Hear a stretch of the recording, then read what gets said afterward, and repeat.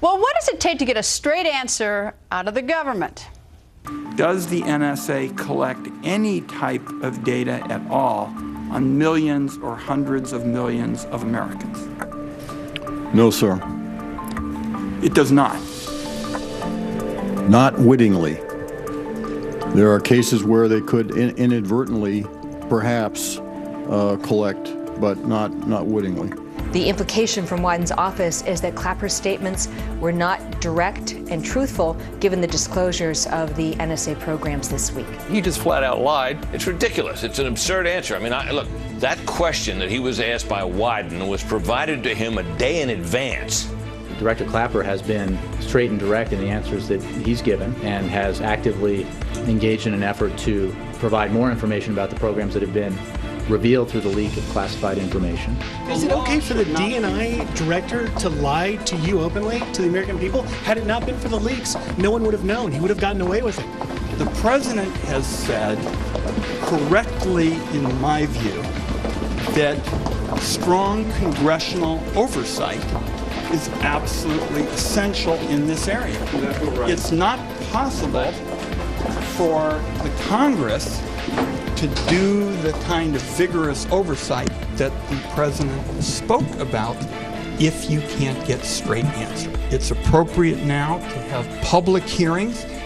This will give the committee and the American people the opportunity to look at the disclosures that have come out here in the last 10 days or so. So fair to say that you're not content with the answers he gave you. I know in your statement you said that you gave his office after that hearing a chance to amend it. What did he do? We sent them the question ahead of time. We indicated to them afterwards there would be an opportunity to amend it, and that's where I'll leave it. What did they do? Did they respond? But just in following up, I know the answer at the hearing was never amended. Our Obama administration officials lying to Congress. Senator Lindsey Graham joins us. Nice to see you, sir. Glad to be with you.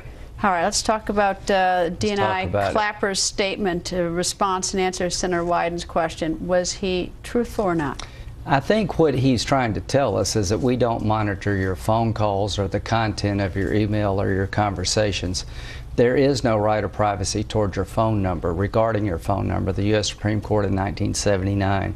That's the best I can give you. All right, the specific question that Senator Wyden asked him is, does the NSA collect any type of data at all on millions or hundreds of millions of Americans? It didn't say anything about phone call, didn't say anything about content, and he said, no, sir.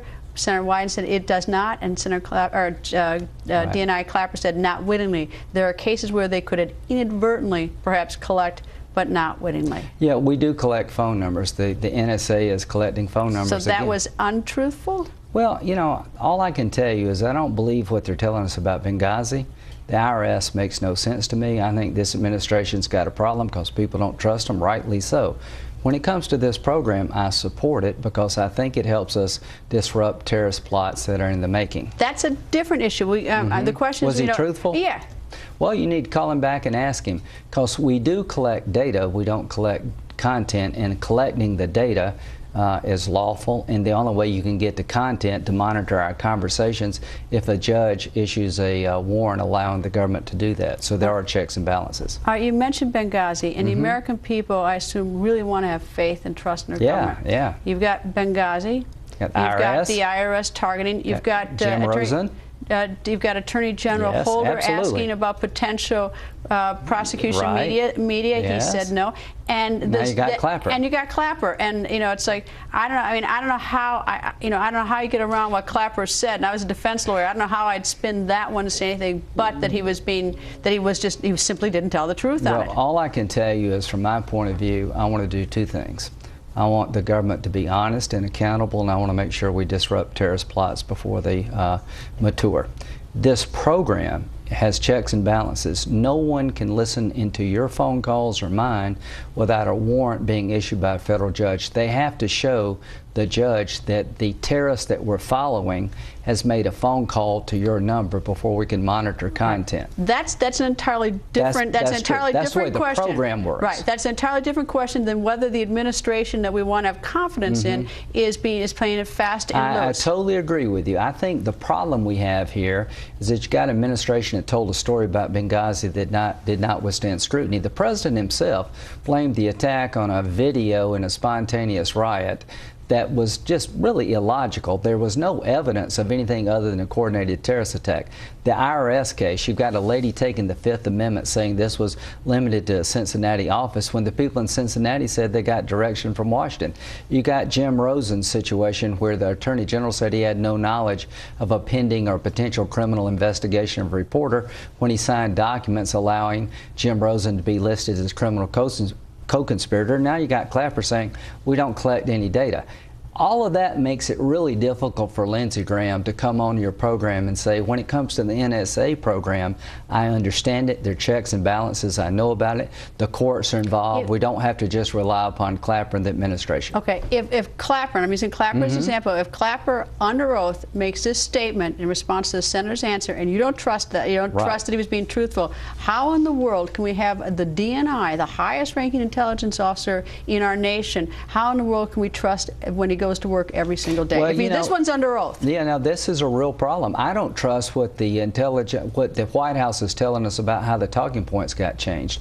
Who was in that Saturday meeting? What did the president do that night? The IRS, I can give you a list of things you should be suspicious of. At least the president, for whether you agree with that, he's elected. Right. This is an appointment by the president. Call him back and say, listen, call Clapper back and say, I wish I could. And let's call Holder back. But here's the I wish I could. You're the one who's in the Senate. I can't. I wish I could too. But here's the one thing I want to tell the American people. In spite of all this behavior, you should really be concerned about. We're under threat from radical Islam. They're trying to attack our homeland.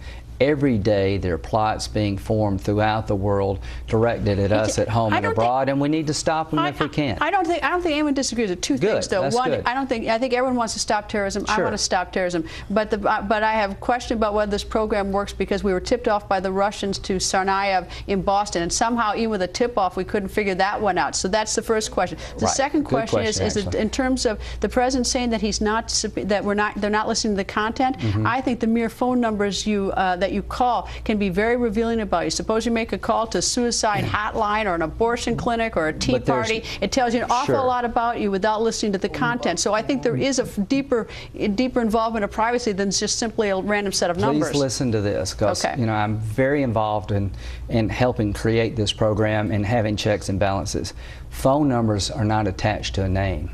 The only time that anybody can monitor content is when a known terrorist phone number is connected to a number in the United States. Then you have to get permission from the court to identify the person. That would be really convincing, but for the fact we got a guy who's 3 months at a government contractor, Booz Allen, and he somehow got access to all this stuff. So I don't believe that. If a 3-month contractor can get part of the confidential information, secret stuff, why shouldn't I think a 4-month contractor doesn't get the phone numbers and tie them into the people? All I can tell you is that the people who have access to this program are in the dozens, not in the hundreds, and they have a paper trail.